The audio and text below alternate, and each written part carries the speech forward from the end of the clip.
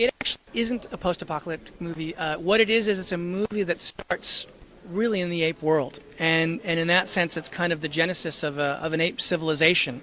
And what it has as part of the story is a post-apocalyptic San Francisco that after it starts in the ape world, you see what the apes have created and you're watching their evolution. And what was so exciting to me about Rise was seeing the way, like when Caesar says no and you realize he can speak, when you see him sort of trying to figure out the ways that he is going to lead this revolution, all of that stuff is delicious, watching Caesar come into being. And what this story is about is how you're watching this sort of ape kingdom come into being, and not so far forward that, you know, they're not speaking in verse, so they're in a place along their evolutionary sort of chain that becomes I hope, an exciting thing to watch. And then there's the discovery the humans actually are not gone, and can they coexist? And then that brings us a glimpse into a post-apocalyptic world. So it's not strictly a post-apocalyptic movie. It's really an ape civilization movie. It's a very rich and varied script, but one of the things that Matt didn't want to do, which is really clever, I think, is to not jump too far forward, so that suddenly you've got a whole bunch of apes who are just speaking non-stop and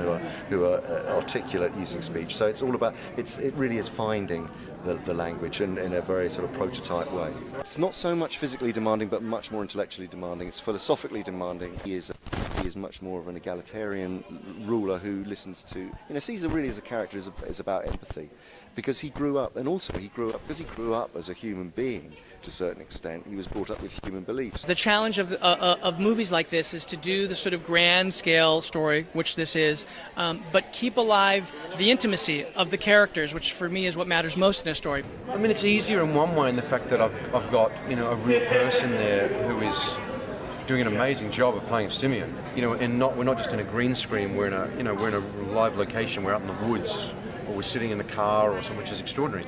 And then the other hard part is it's still the point where you've got to then do a take of the same scene without the ape. So the ape will have to step out, so that they can just have a clean plate and all that to put in whatever they need to as well. So then I'm ended up doing it to a dot, which can be strange, and then you've got to, because they'll run the screen at the same time with the scene with both of us, and then they'll have the scene watching with us, just me on my own, acting to nobody, and you've got to match it exactly.